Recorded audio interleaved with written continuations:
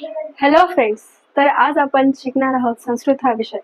तर संस्कृतमध्ये जसं आपल्या मराठीमध्ये आपण सगळ्यात बेसिक शिकलो होतो वर्णमाला, जशी इंग्लिशमध्ये आहे अल्फाबेट, तसे संस्कृतमध्ये देखील सुद्धा वर्णमाला आहे. तर ही वर्णमाला आपण पहिलेच बेसिक याचं जाणून घेऊया, कारण याच्यावरच आपल्याला पुढचं संस्कृत आपल्याला शिकता येईल, ग्रामर. तर सर्वात पहिले काय, वर्ण म्हणजे काय? तर वर्णची हा श्लोक आहे अविभाज्य ध्वनी वर्ण. म्हणजे काय की जो अविभाज्य ध्वनी आहे त्याला वर्ण असे म्हणतात. आपण बोलताना जे अक्षरे उच्चारतो, म्हणजे आपण जो आता मी सपोज बोलत आहे तुम्हाला, तर मी शब्द उच्चारत आहे, जसं की मी म्हटलं संस्कृत, तर हा शब्द मी उच्चारला तर त्याच्यामध्ये वर्ण आले तर त्यालाच वर्ण म्हणतात. आणि ते अविभाज्य ध्वनी आहे. सपोज अ आहे तर हा अविभाज्य आहे, त्याला आपण त्या दोन भागामध्ये त्याला तोडता येणार नाही. अ हा एक सिंगल वर्ड आहे म्हणून. त्याचे आता वर्णाचे टाइप्स बघा. वर्णाचे दोन टाइप्स पडतात, स्वर आणि व्यंजन. तर हे जे आहे तर हे MCQ मध्ये संस्कृतच्या पेपरला येणार आहे.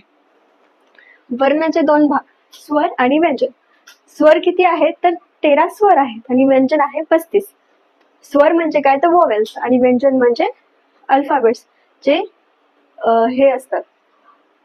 तर मग आता त्याचे स्वराचे सुद्धा संस्कृतमध्ये 3 टाइप्स सांगितलेले, ऱ्हस्व, दीर्घ, मिश्र किंवा संयुक्त. तर ऱ्हस्व स्वर म्हणजे काय, कोणकोणते?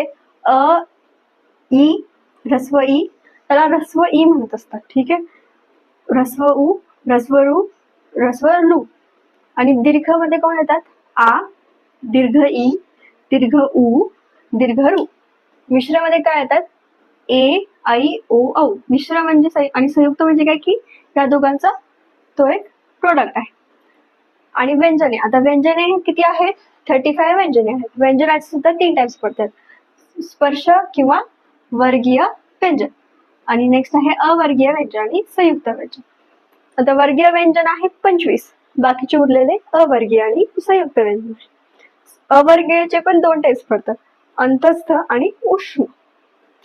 आणि हे संयुक्त म्हणजे वर्गीय आणि अवर्गीय यांचा जर आपण प्रोडक्ट बघितला तर संयुक्त, जसं की मिश्र आणि संयुक्त. तर हे सगळा हा चार्ट आहे. आणि हा काय, अयोगवाहो. अयोगवाहो म्हणजे काय की स्वर आश्रित, की जे स्वराच्या आश्रयाने राहतात.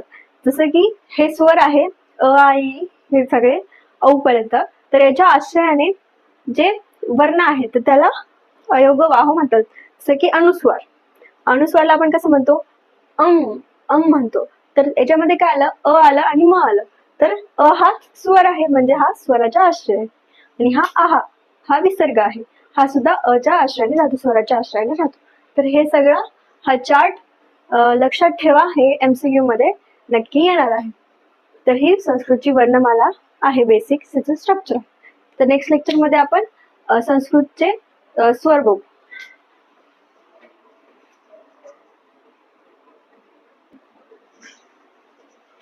हा, तर स्वर म्हणजे काय, तर स्वयं राजते इति स्वर. स्वयं राजते म्हणजे जो स्वतः राज्य करतो स्वतःवर, म्हणजे त्याला दुसऱ्याची मदत लागत नाही किंवा त्याच्यावर कोणी अप्पर नाही आहे. जो ध्वनी स्वतंत्रपणे उच्चारित होतो, म्हणजे उच्चार करण्यासाठी त्याला कोणाचीही गरज नसते, त्याला स्वर असे म्हटलेले आहे. तर संस्कृतमध्ये एकूण 13 स्वर आहेत. आणि हे स्वर जे आहेत ते 3 टाइप्स मध्ये पडतात, ऱ्हस्व, दीर्घ आणि संयुक्त किंवा मिश्र. तर ऱ्हस्व स्वर म्हणजे अ, ई, उ, रू, रू. म्हणजे याला उच्चार करण्यासाठी फक्त एका मात्राची आवश्यकता असते, जसं की अ, याच्यासाठी एकच मात्रा लागते. देन दीर्घ, दीर्घ स्वर म्हणजे आ, ई, उ, रू. म्हणजे आ, आता आ साठी त्याला 2 मात्राची गरज लागते, कारण तो दीर्घ हा स्वर आहे. आता बघा, आपण म्हणतो हा ई, तर याच्यासाठी हा लॉंग टाइम घेतोय उच्चार करण्यासाठी, कारण याला 2 मात्राची गरज आहे उच्चार करण्यासाठी. आता जर आपण बघितलं तर हा वाला ई, तर आपण म्हणतो याला निस्तर ई, पण याला जर उच्चार केलं तर ई, तर ह्याला जास्त टाइम लागतो, म्हणून हा दीर्घ स्वर. दीर्घ म्हणजे काय की जास्त लॉंग टाइम लागणारा.